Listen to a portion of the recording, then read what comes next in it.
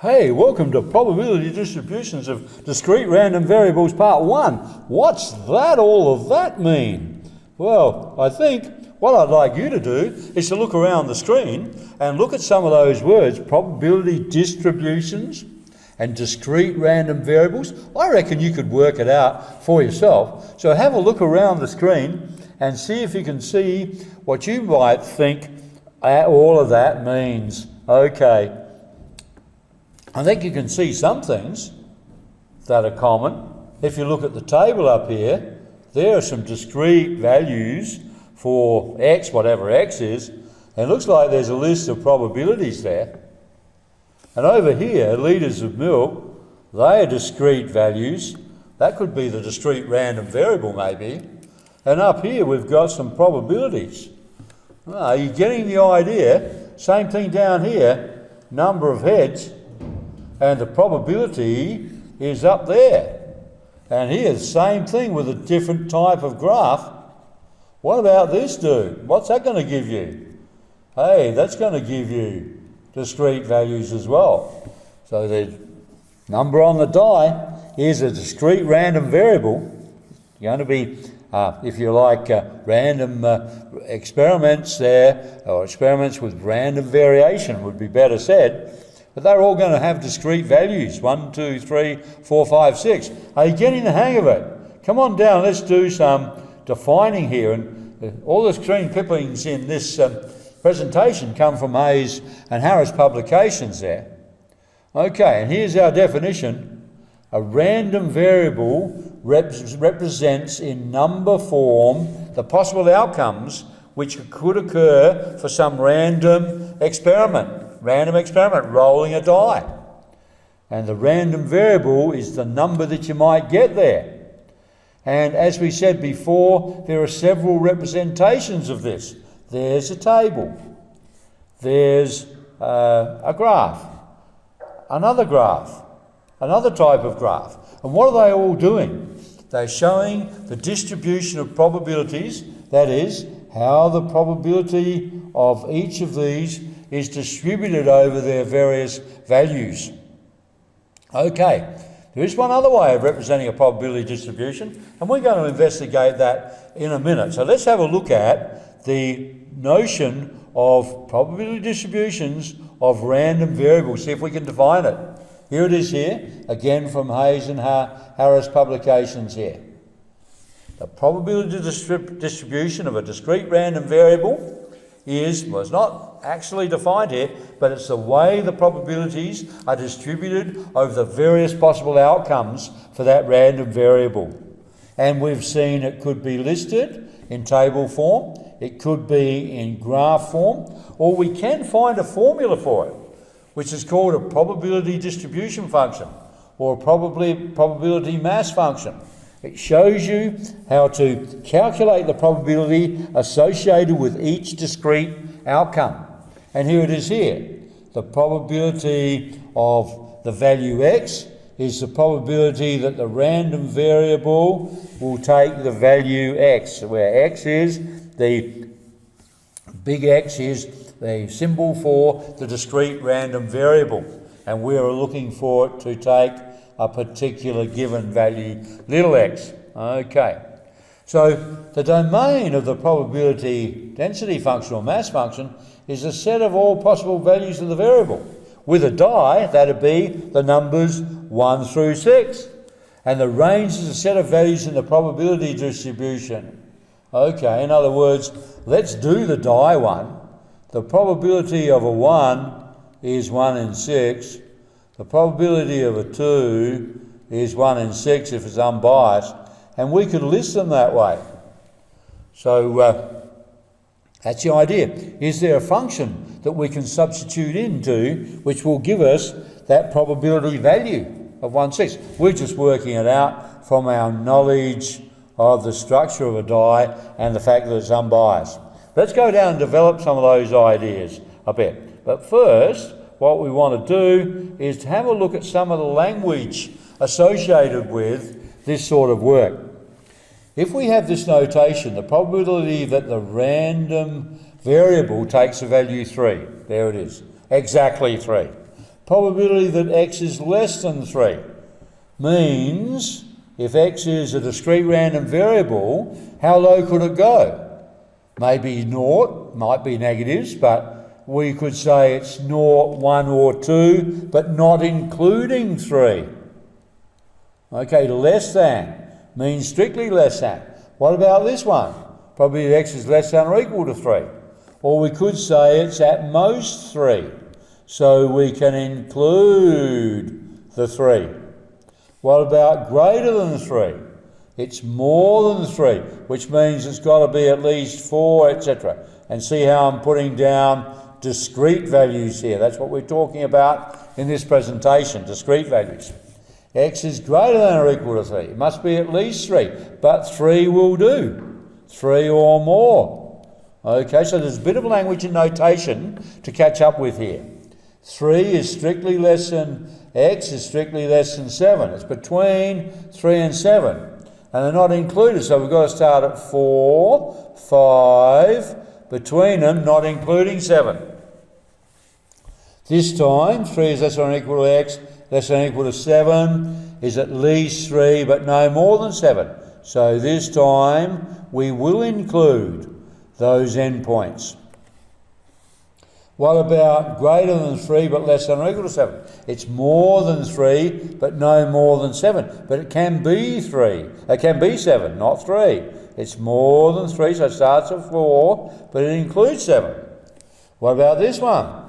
Greater than or equal to 3, less than 7. Is at least 3, so it's 3 or more, but less than 7. So it's got to stop at 6. So you've got to be have your wits about you with what is included in that domain or the possible outcomes of the random variable x. X is something like the face of a die, the number on the face of a die, which occurs in some random experiment. Okay, we'll just get rid of this now. All right, let's go down and have a look at using this in a couple of examples here, again from Hayes and Harris. So let's just do this one. A magazine store records the number of magazines purchased by its customer in 1 week.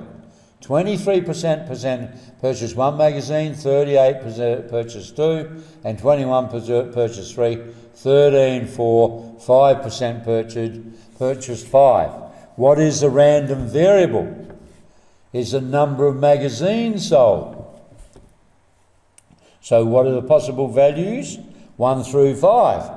Okay, it's a magazine store. So we could have included no magazines. They just came in and look at them. Could have had that. Anyway, so here, everybody bought something. It looks like it from here. Make a probability table. So you list the possible values of the random variable. So the possible values are little x. And here are the probabilities. And if everybody purchased something, the sum of these probabilities must be 1, shouldn't it be, if everybody purchased something. So if you add all those up, you will find they come to 1, meaning you've covered all possibilities in this distribution.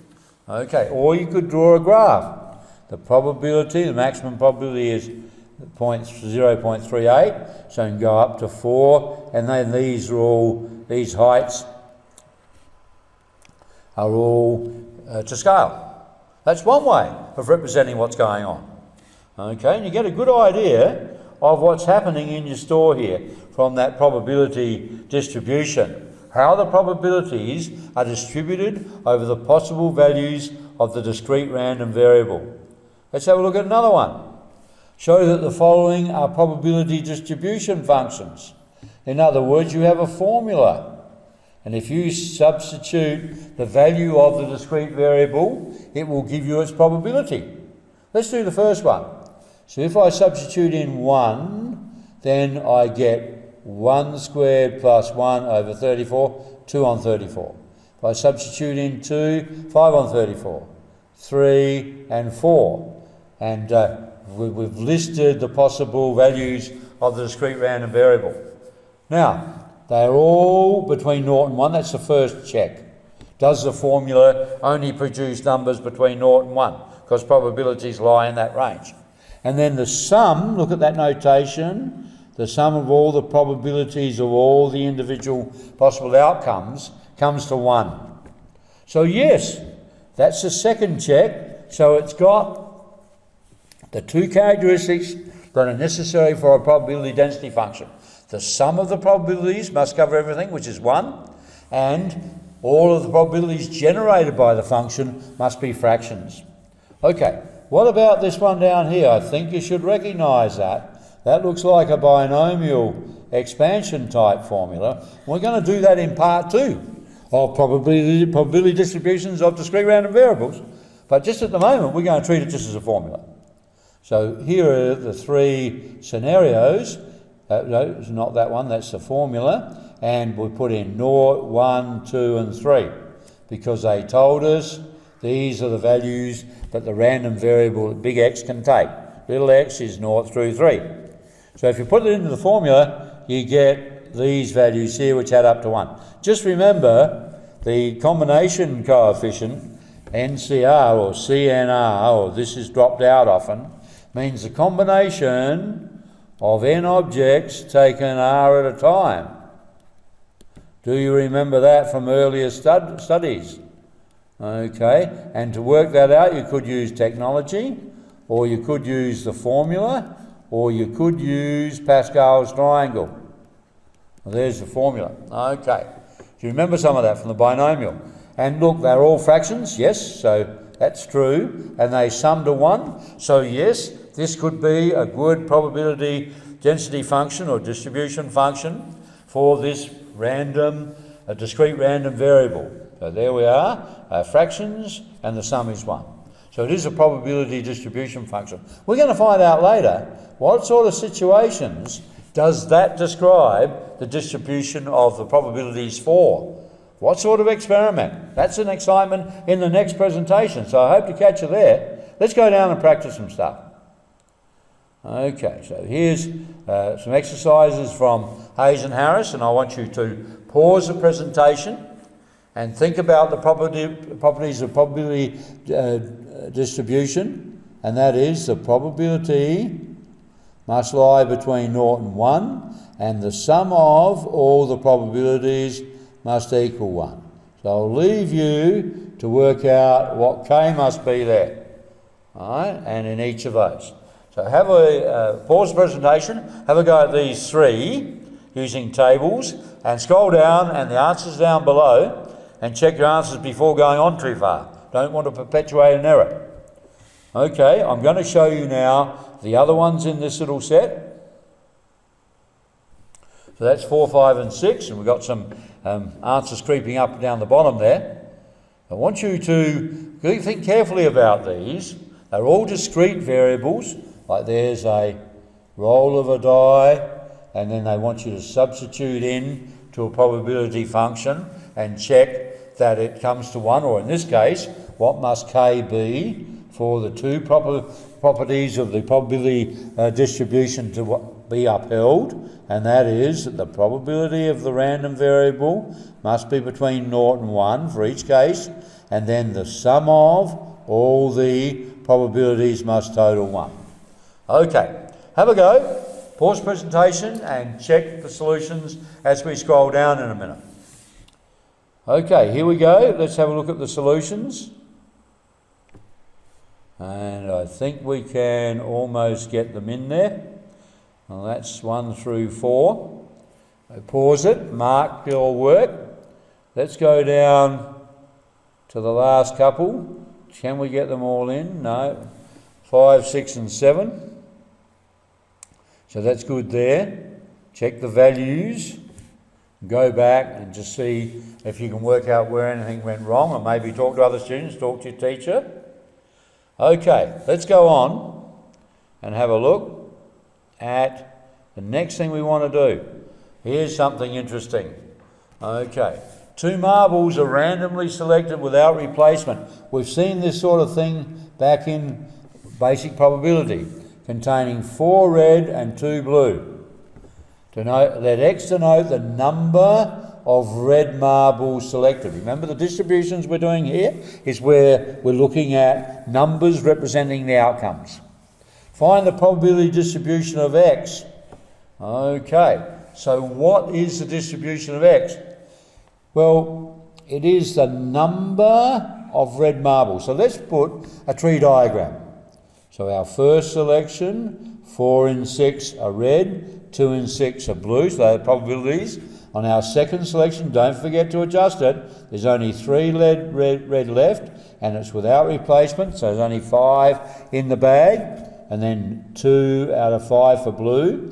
And here, because the first one was blue, there's still 4 red, but out of 5. So this is conditional probability, isn't it?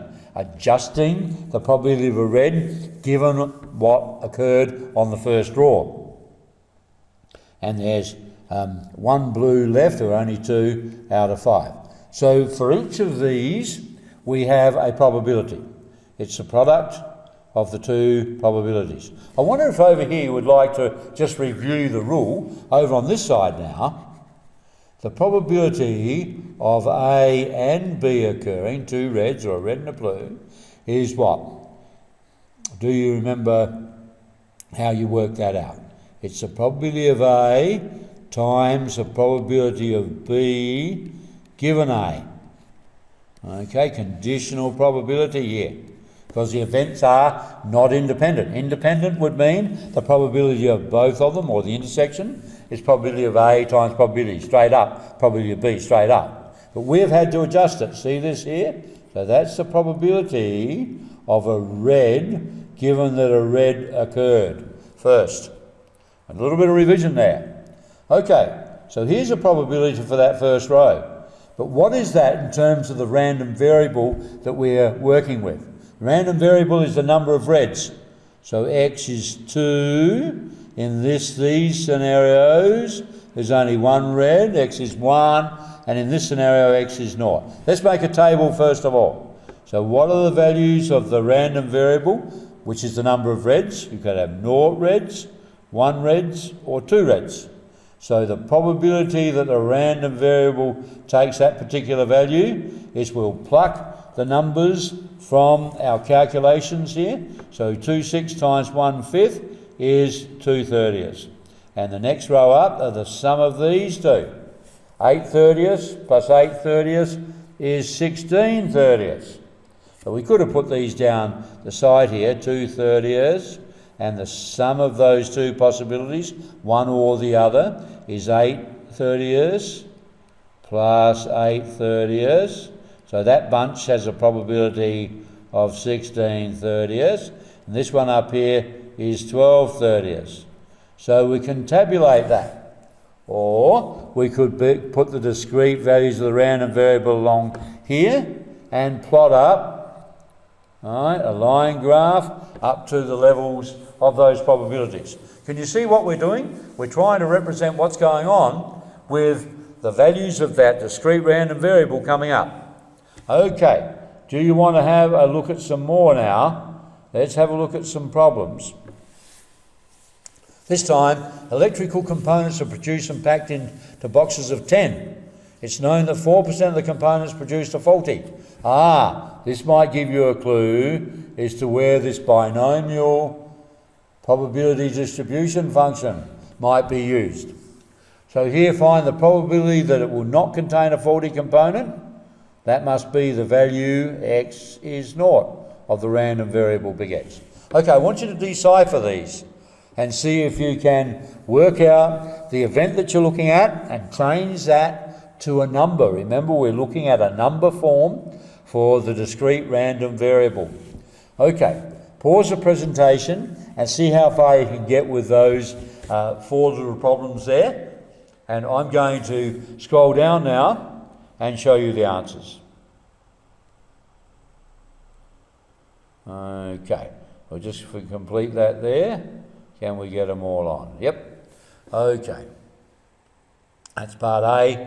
B is a bit lower, so mark those, and we'll just go on. And there's B and C and D just packaged up there. All right, how are you going? I hope you get some of these right, because you have to go back and check it all out again. Maybe talk with your teacher to make sure. All right, let's go on a little bit more to do in this little unit on discrete random variables part 1. Expectation. Well, I've got a lot of expectations, mate. And one of the big ones that I'm really keen on is my expectation that you're going to enjoy these presentations and that you're going to do a bit better because of them, I hope.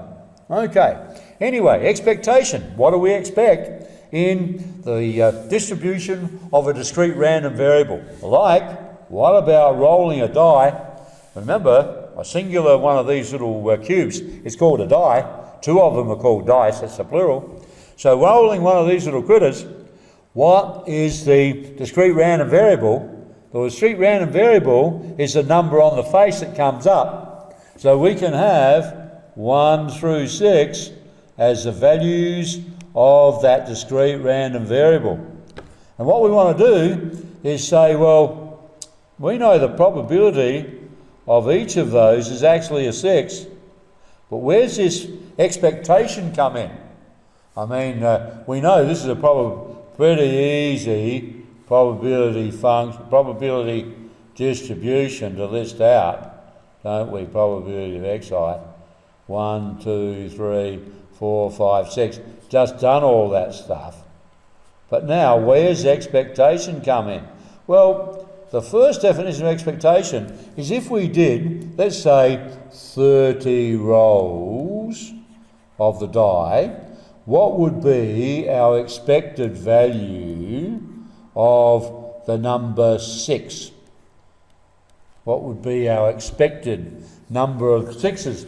So it would be 30, and I reckon a 6th of them, because that's a probability of getting a 6 on the top there, as this one is.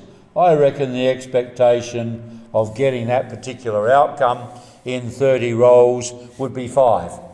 We'd expect 5 of them to be 6s. Get the idea? That's the first sort of interpretation of expectation. Expectation in an experiment with random variation, okay, where we have a list of probabilities for the outcomes. Let's have a look at that in a bit more detail. Here it is here. What did I just do? If there are n trials of an experiment, like 30 rolls, what we just did, and an event has probability p of occurring in each of the trials, and that p is constant, let's say, then the number of times we expect, here it is, the event to occur. So that's the first interpretation of that word expectation. The number of times we expect that event to occur in a certain number of rolls. So we had a probability of a 6. What did we do? We said a 6 of 30 approximately should come up. That's 5. So that's NP. That's what we're doing. That would be our gut feeling, wouldn't it? If you multiply the number of times you do the experiment by the chance on each time of getting an outcome, that should give you the total number of possible outcomes there. Let's do a different one. Each time a footballer kicks for goal, he has a 3/4 chance of being successful. That's not bad. In a particular game, he has 12 kicks for goal. If every time he's not getting tired, we've got to assume 3/4 is a constant probability there of that event. So how many goals would you expect him to kick? Well, the expectation of the number of that particular outcome is, so probably is 3/4. Expectation would be, in the 12 games, 3/4 of them, there's 12 shots, 12 kicks, 3/4 of them should be goals. So that's the expected number of that particular outcome that we would expect if we did it that many times. So that's the first little definition of expectation. That's one expectation. I hope you've got lots of expectations. Expectation should be to do well in maths. Anyway, come down, let's look at another one, another variation.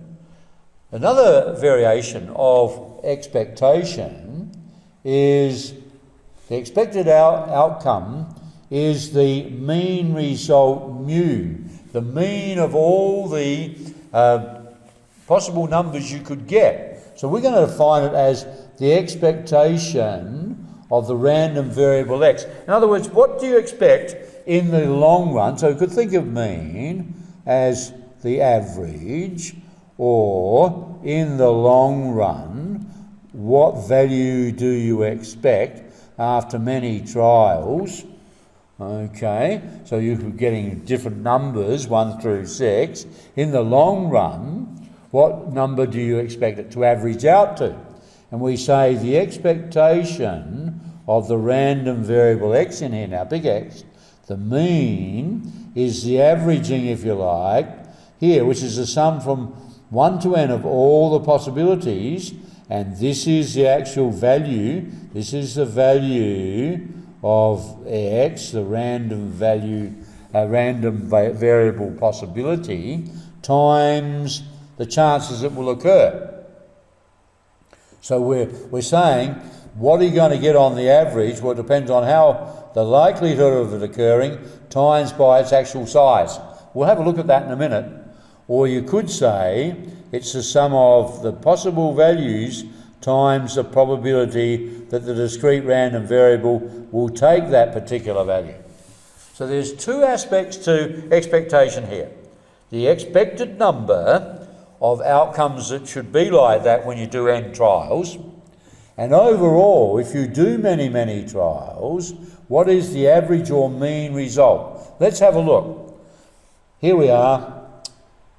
Find the mean of the magazine store data in example 2. Explain what it means. Well, here is example 2.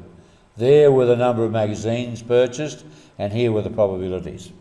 So on the average, if you took many, many clients, okay, the mean, or on the average, or in the long run, what is the mean? It's the sum of the actual number times the probability that it has of occurring. So 0.23 of the time, you're getting ones.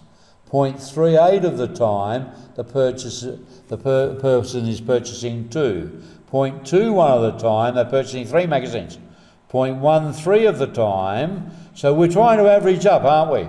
We multiply all those out, we find on the average, or the mean, is 2.39 magazines. Well, obviously that's rubbish. A person can't buy 2.39 magazines. But if we've averaged it over many, many times in the long run, the average number of per magazines purchased per customer is 2.39. Okay, some will buy 3, some will buy 4, some will buy 1 and 2. So it averages out to 2.39, even though an individual customer can't buy that. But it's useful, isn't it? Because if you say, if I have 1,000 customers in, 4 weeks or something, my expected value here, the mean and the expectation of my variable x, which is the number of magazines which would be bought, would be 2,390. Okay, we could actually work out the expected total number of magazines using the other definition of expectation, if you like. Okay, are you getting it? Let's come down and practice some stuff. And the first thing we want to do is to talk about fair games. This is a mathematical definition. And so what is a fair game that you might play in gambling, in the gambling sense? Let's have a look. Okay, in gambling, we say that the expected gain of the player from each game is the expected return or payout minus the amount it costs them to play.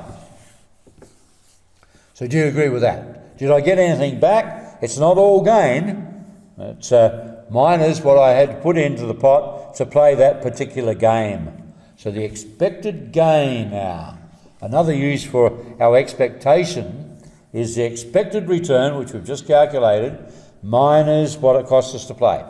So let x represent the gain of the player for each game. We say if the expectation of x is 0. In other words, if this game is truly random variation, and the way the betting or entrance fee is structured is that you have an expectation of the gain of being nothing. You'll draw even. An expectation of 0 means you will draw even. Right? Remember, the expectation is the expected return minus what it costs you to play. So in other words, every time you're going to get your money back. And in the long run, you should be even. That's called a fair game. Now, if you want to win, obviously you've got to know if you've got two in a row that came up as winners, maybe don't keep playing. Because if the game is fair, your overall expectation will be zero. Your expected gain will be zero if it's truly random and a fair game. Okay, let's have a look at how we can use all these things now. Okay, some examples here. Let's come down a little bit. Okay. In a game of chance, a player spins a square spinner labelled 1, 2, 3, 4. The player wins the amount of money shown in the table alongside, depending on which number comes up. So it could come up a 1, a 2, a 3 or a 4. And these are the winnings, 1, 2, 5 and 8. Now each of these have an equal probability of a quarter, assuming the spinner is unbiased. So that finishes off a probability table then. We're going to use that in a minute. What's the expected return for one spin of the spinner? So if you say Y denotes return or payout from each spin, so this is the payout. The expected return is how many times do each of these occur? Or what's the probability, sorry? It's a quarter. Each of them is a quarter. So the expected return on one spin is quarter by 1, quarter by 2, quarter by 5, quarter by 8, it's $4. That would be the expected return on one spin. Now, what do we want? We want the expected gain of the player if it costs $5 to play each game. The gain, the X value, it costs $5 to play. So the expected gain is the expected outcome or return on 1 minus 5 it costs you to go in, it's minus $1. So it's not naught, it's a negative. This game is not fair. But in the long run, we expect you on the average to lose $1 on each spin. Okay, do you get it? It's quite an interesting idea. And so people structuring games will make an entrance fee like this so that they will win. Okay? On the average, play long enough, you'll lose $1 a game. So that's not fair. The idea of gambling here, that we're defining as fair, is if you've got an expectation overall of 0, you'll at least get your money back in the long run. And then to win, you have to be cagey enough to decide when to quit and not to play anymore once you're up. Okay, don't gamble, I think, is the story here. All right, let's come down and have a look at some exercises. So 23C. Okay, what we would want to do here is we're trying to do all the expectations. So I think this first one's an NP. And then we want to do the expectation of a particular value, sum of xi, the actual value of the discrete random variable times the probability, and then we're going to do problems where we're looking at the expectation of a game as being 0, the expected return minus the entrance fee. Okay, so think of those 3 different types in here now. Okay, pause the presentation, have a go at those first 5. Which one of each of those is in those each different category? All right, let's go down and have a look at 6 and 7. Pause the presentation, have a go. I'll show you the answers at the end. 8 and 9. There's a gambling game here. Is it worth playing? And then 10. Just see if we can get them all in now. Yeah. 10, 11 and 12.